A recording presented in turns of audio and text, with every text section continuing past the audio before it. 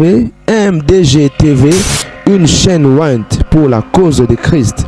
Mafuta ya sika, mafuta ya sika, mafuta ya sika.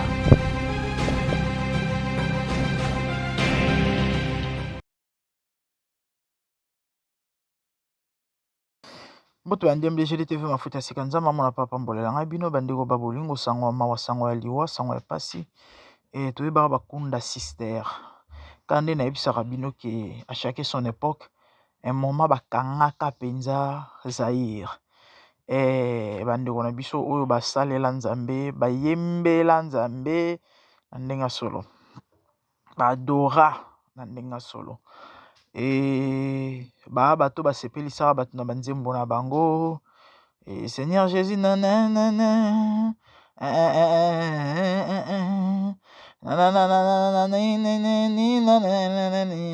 certainement bandeko tozoyeba Seigneur Jésus tu reviendras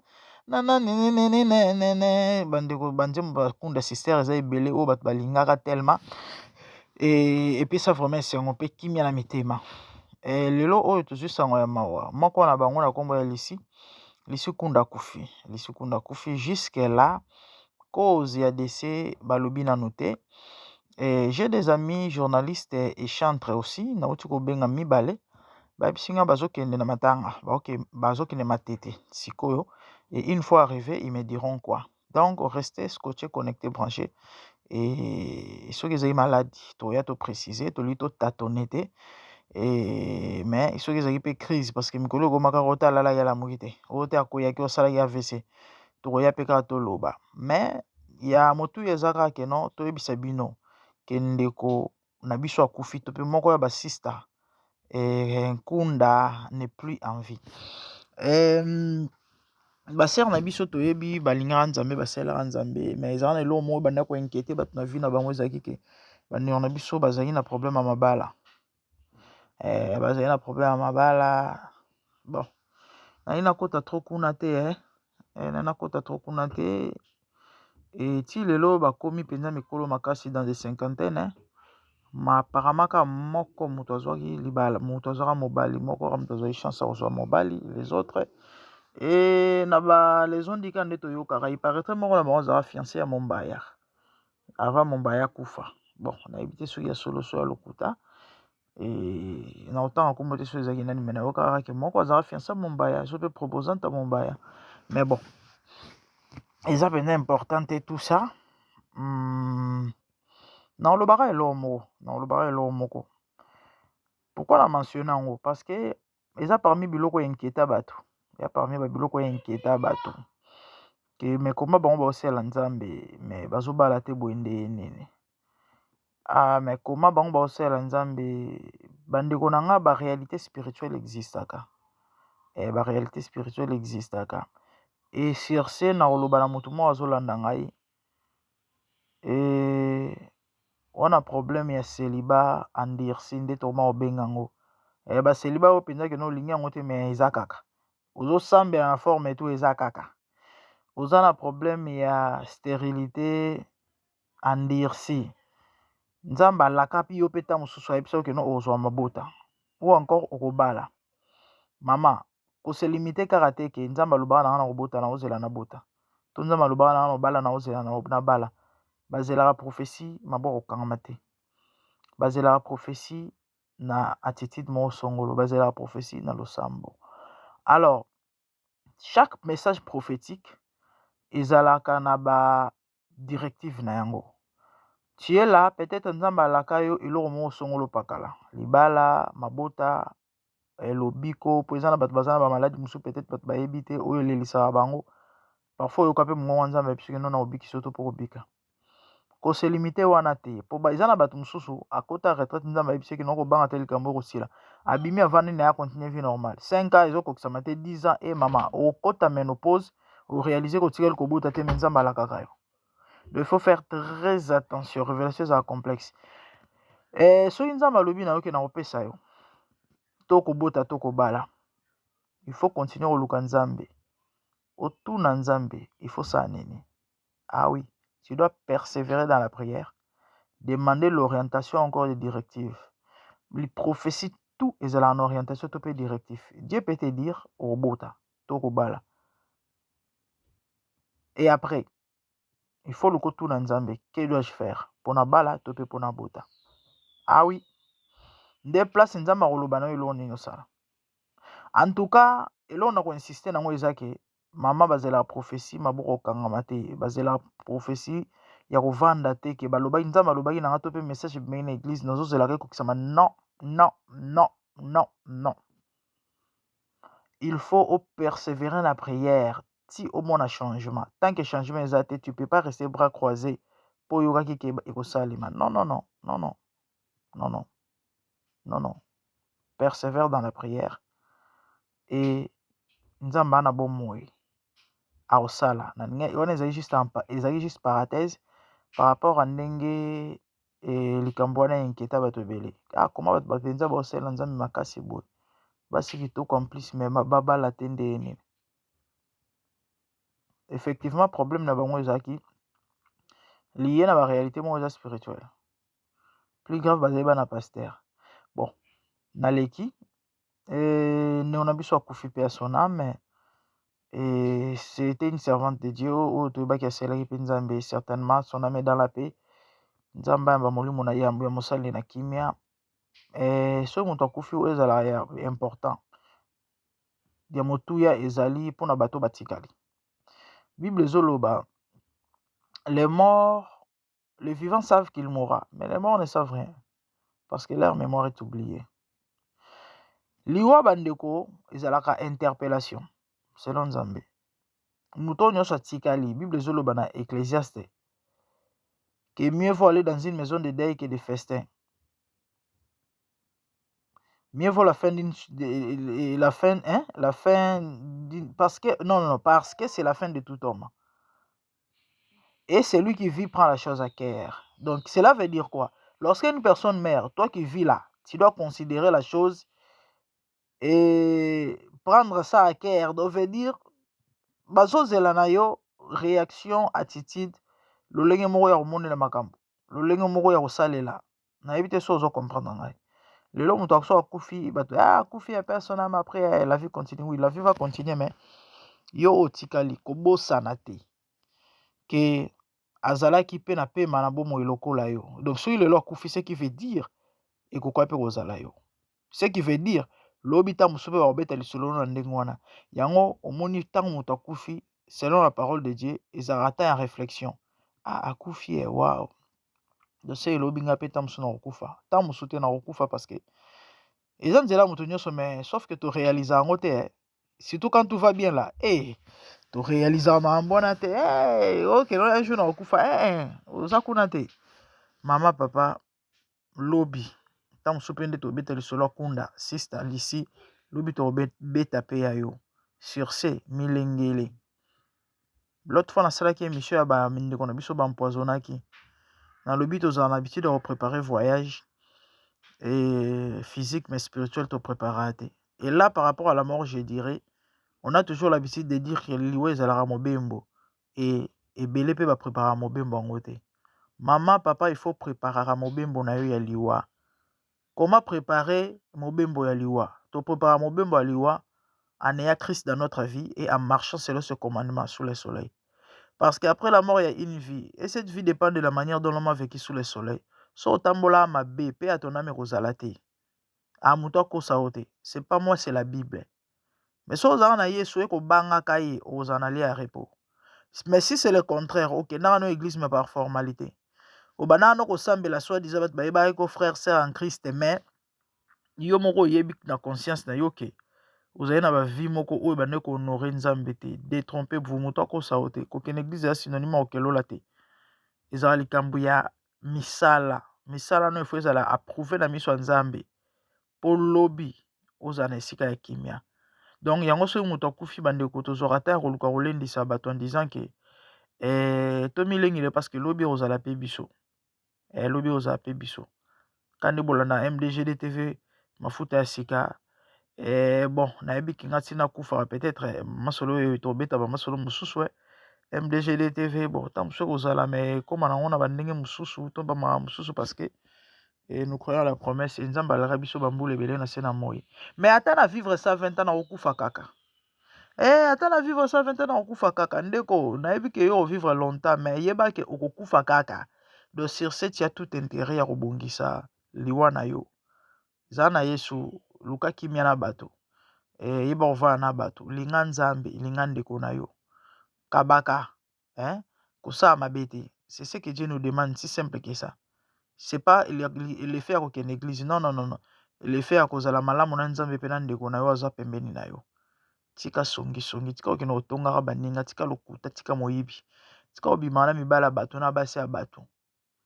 Tika ba vie ya mabe wana osalaka wana obenga yango kope. Kapo yo ozwa mbongo il faut sala ba mambo yo oyebi wana osalaka wana. Oza mobali tikala mobali. Nzambe akela mobali asala erreur te, akela yo mobali asala erreur te. Lelo okoma mwasi moko opesa nsima lokola oza moto ya mawa lelo so okufi na bamawa yango ekipaka so bambula te. Tu peux tomber n'importe okosikomer n'importe quel temps. Sikoyo yo na vie ekipedula bongo yo kosuka lelo so okufi mpenza na eta wana na vie wana yokende kopesaka mfwenge yo mwana mobali oke wapi kasi okezika no na moto te. Okezika no na moto.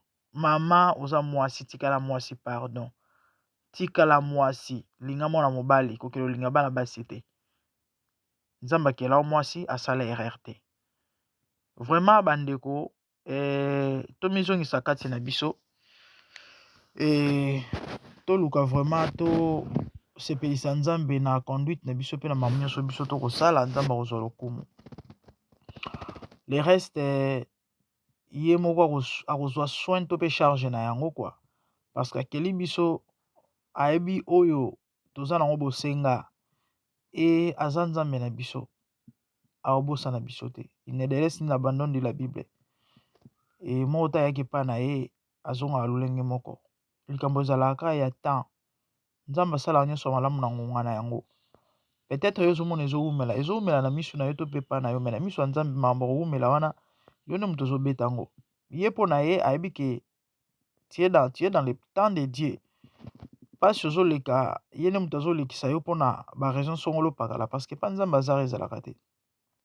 Est-ce que oyebi ke même badifficulté oyo tovivaka ezalaka mpona bolamu na biso? Ah oui. Donc ça fait mal oui. Ntango opase moment difficile, compliqué, ya pasi ya kozanga mais kose compromettre te kaka parce que pasi ezalaki yo ya mwana nzambe tikela nzambe ngonga ayebi eloko nini azosala na yo. Oyebi ya na bato ebele bakuta bato mosusu basi bakoma mosika na bavie. Bakuta bato biso toyeba poto tokuti bato mosusu bazalaka deja na bapoto donc déjà bamasolo deja evanda. Mais lelo ntango totala bango en tout cas rien de spécial to wana biso pe na ba retard te.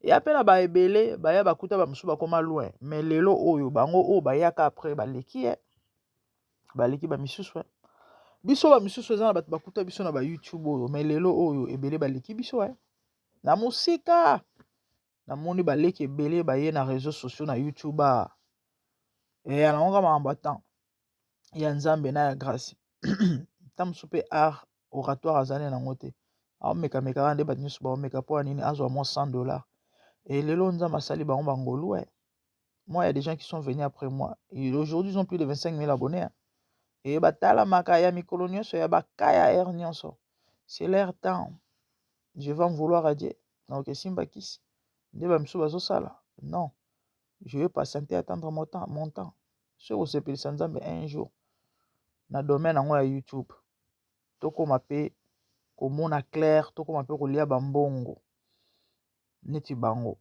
nzambe azwi lokumu mais soki osepelisa nzambe te ce qui est vrai so nzambe apamboli yo te na eloko songolo aopambola na eloko pakala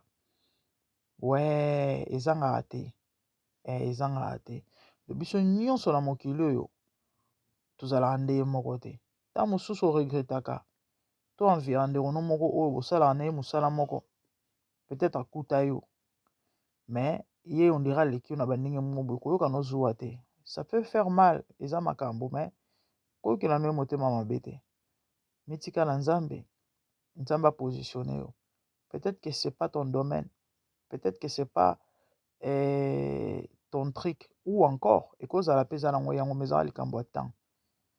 Il faut yeba ke bandeko na basemai tozala na bankona ebele eza na bankona esalaka quelques jours na sa mabele une semaine ebimisi fleur babiloko neti batomate kutu bazoba so obwaki batomate na jardin obwaki batomate esalaka soki na ndimi kutu te esalaka ata un mois kaka batomate omobota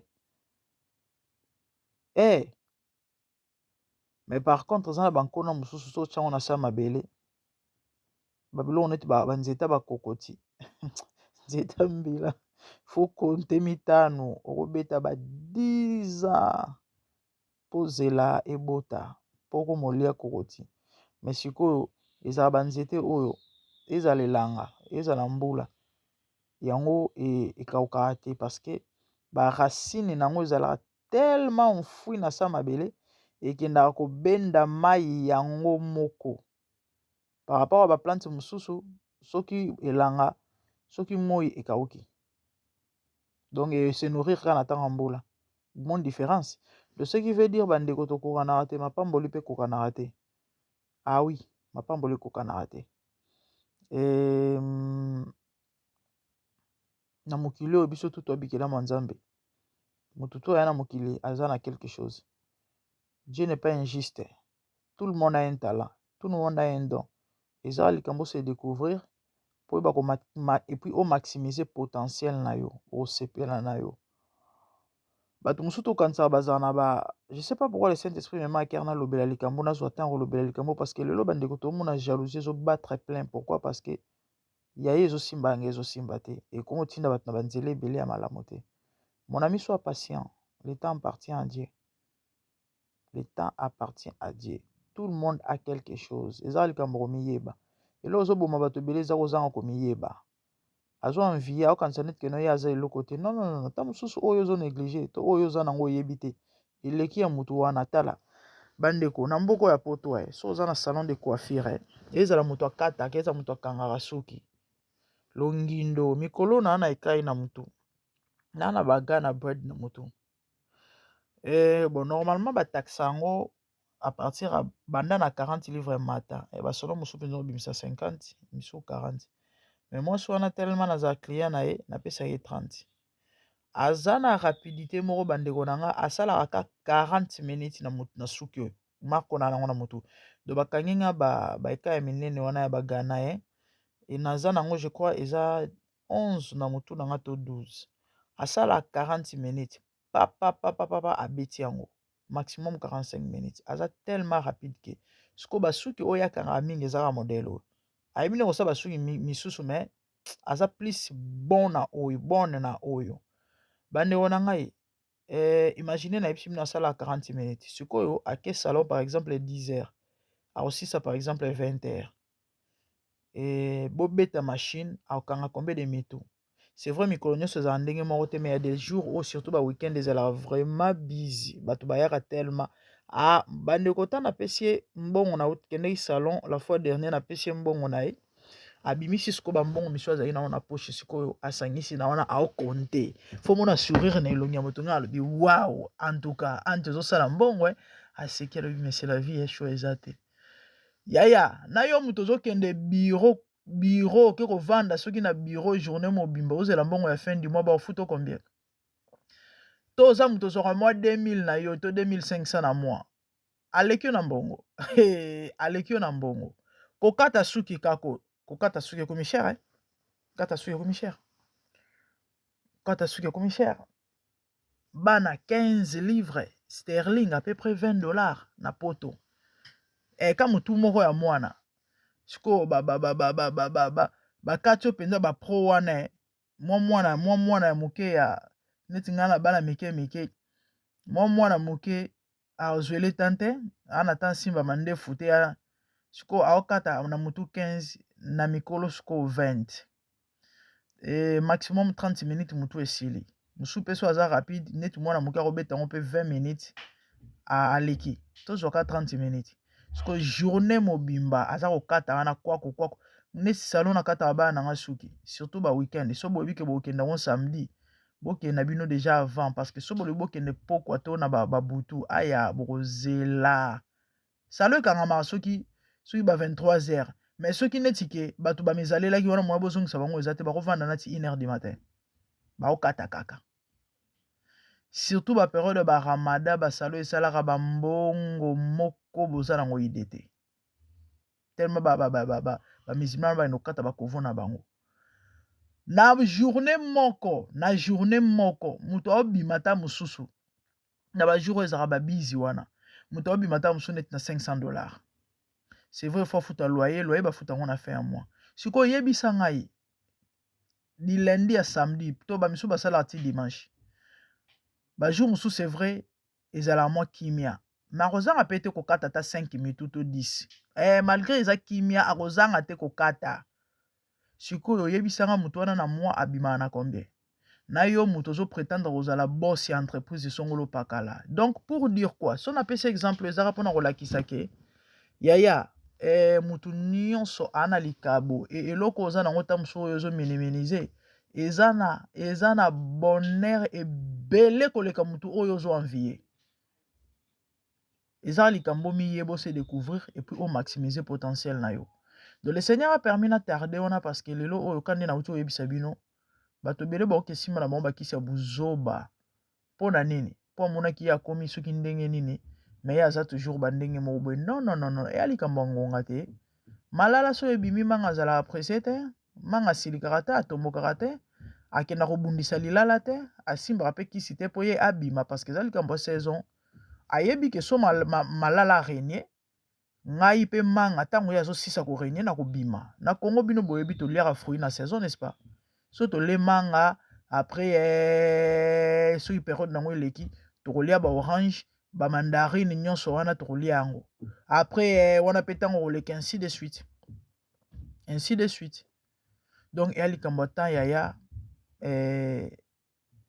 za patient miyeba découvre-toi et bimisa eloko eza kati na yo valoriser yango mingi lo sambo mingi lo sambo bala ni sango na prière nzambe a orienté parce que muto akela yo ayebi place nini oyo yo za danger aloba note ma fille mon fils tala simba awa sala boy kende boy kotisa boy bima boy yo mo mona ke non mais ngauna nanga bien koleka bango te c'est ça. Que Dieu vous bénisse et à retenir déjà que nous sommes tous des passagers, nous mourrons un jour. Donc pendant qu'on est en vie là, il faut honorer Dieu, faut sala maambo et oyo ko sepelisa nzambe ko vivre pour nzambe ko banga ye ko linga ye pe ko linga ndeko na yo et ko batela yo et ko préserver ko épargner na marambo belé ya mabe na ba mort prématurée na ba maladie na ba problème ebele. Ah oui, parce que mingi bazala pe victime ya marambo belé pourquoi ba porte d'entrée. Évite ça et tu verras que nzamba ozamala mopona yo et lobiso okufi ozana kimia. Que Dieu vous bénisse.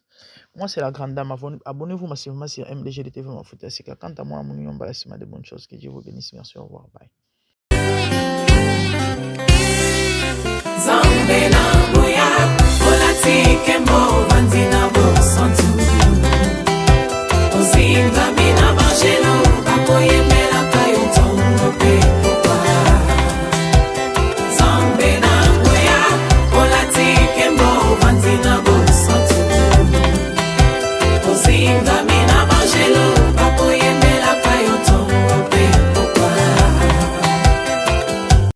MDG TV, une chaîne Went pour la cause de Christ.